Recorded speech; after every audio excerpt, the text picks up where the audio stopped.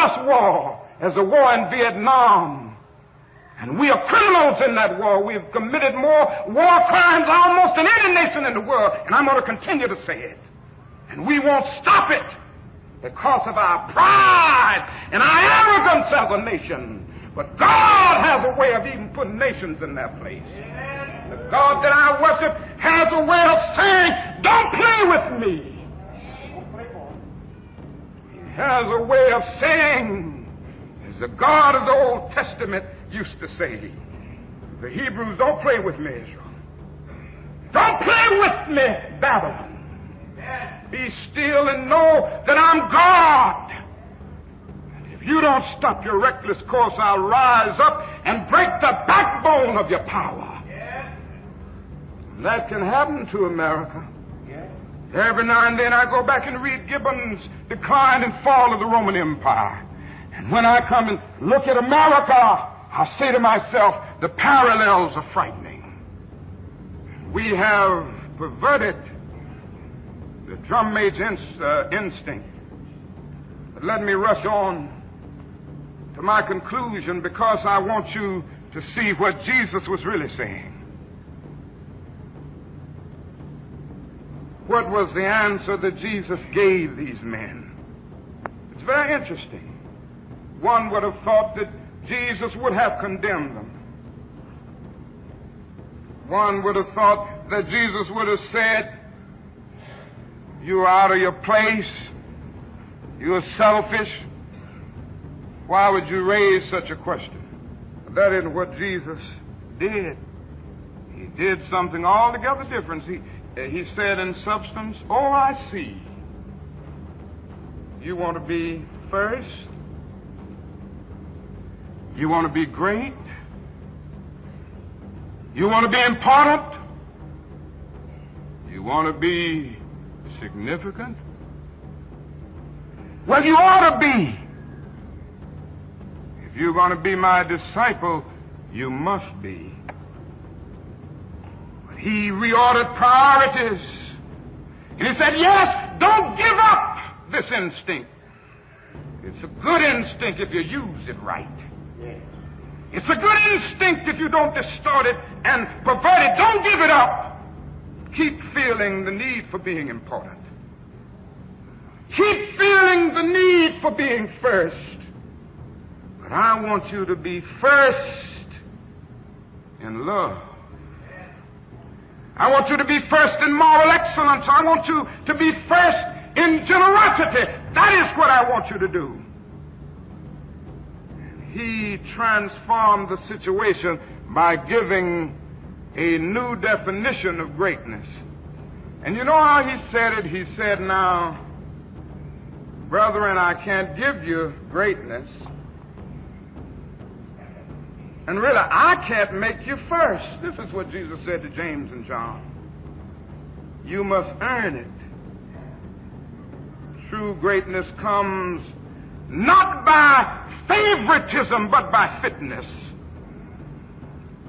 And the right hand and the left are not mine to give. They belong to those who are prepared. And so Jesus gave us a new norm of greatness. If you want to be important, wonderful. If you want to be recognized, wonderful. If you want to be great, wonderful. But recognize that he who is greatest among you shall be your servant. That's a new definition of greatness. And this morning, the thing that I like about it, by giving that definition of greatness, it means that everybody can be great. Because everybody can serve. You don't have to have a college degree to serve. You don't have to make your subject and your verb agree to serve. You don't have to know about Plato and Aristotle to serve. You don't have to know Einstein's theory of relativity to serve. You don't have to know the second theory of thermodynamics in physics to serve. You only need a heart full of grace. soul generated by love. And you can be that servant. I know a man, and I just want to talk about him a minute, and maybe you will discover who I'm talking about as I go down the way. Because he was a great one. He just went about serving. He was born in an obscure village. The child of a poor peasant woman. And then he grew up in still another obscure village where he worked as a carpenter until he was 30 years old.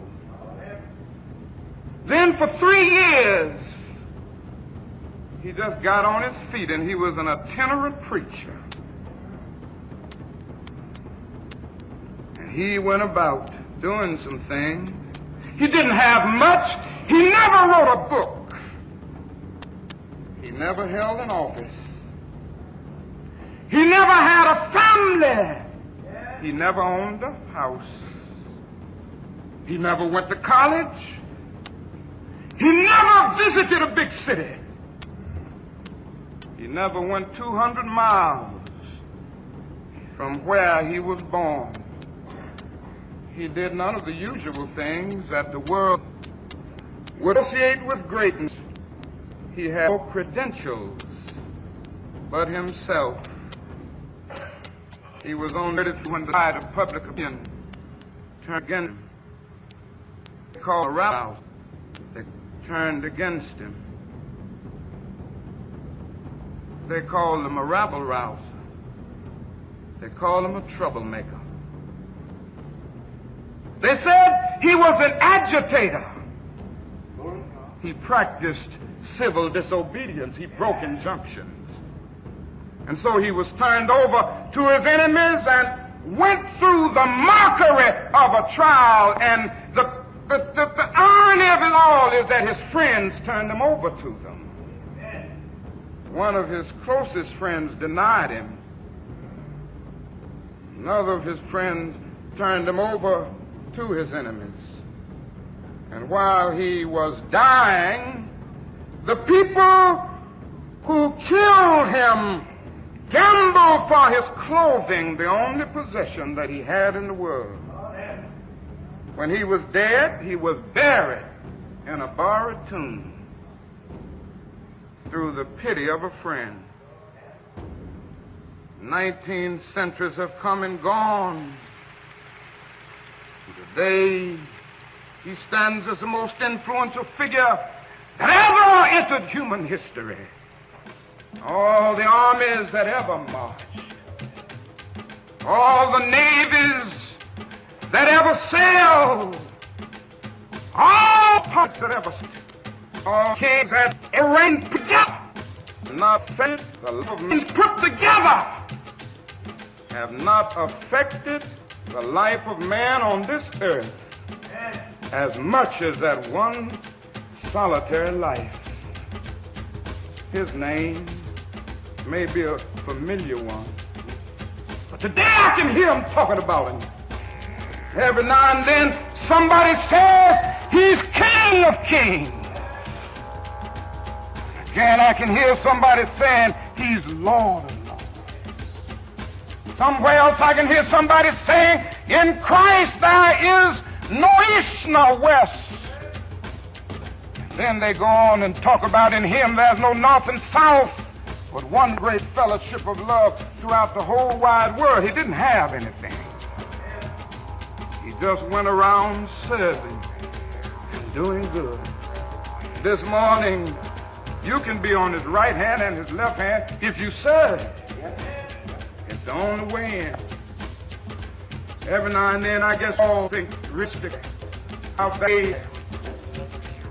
that day when we will be victimized with what is life's final common denominator. That's something we call death. We all think about it, and every now and then I think about my own death, and I think about my own funeral. And I don't think of it in a morbid sense. Every now and then I ask myself, what is it that I would want to say? And I leave the word to you this morning. If any of you around, when I have to meet my day, I don't want a long funeral. And if you get somebody to deliver the eulogy, tell them not to talk to you. Every now and then I wonder what I want them to say. Tell them not to mention that I have a Nobel Peace Prize. That isn't important. Tell them not to mention that I have 300 or 400 other awards. That's not important. Tell them not to mention where I went to school. I'd like somebody to mention that day that Martin Luther King Jr. tried to give his life serving others. I'd like for somebody to say that day that Martin Luther King Jr. tried to love somebody. I want you to say that day that I tried to be right on the walkway. I want you to be able to say that day that I did try to feed the hungry. I want you to be able to say that day that I did try in my life to clothe those who were naked. I want you to say on that day that I did try in my life to visit those who were in prison. I want you to say that I tried to love and serve humanity. Yes, if you want to say that I was a drum major, say that I was a drum major for justice. Say that I was a drum major for peace. I was a drum major for righteousness. And all of the other shallow things will not matter. I won't have any money to leave behind. I won't have the fine and luxurious things of life to leave behind. But I just want to leave a committed life behind. And that's all I want to say. If I can help somebody as I pass along, if I can cheer somebody with a word of song, if I can show somebody he's traveling wrong, then my living will not be in vain. If I can do my duty as a Christian, or if I can bring salvation to a world once wrought, if I can spread the message as the Master taught, then my living will not be in vain. Yes, Jesus, I want to be on your right or your left side, not for any selfish reason. I want to be on your right or your left side, not in terms of some political kingdom or ambition, but I just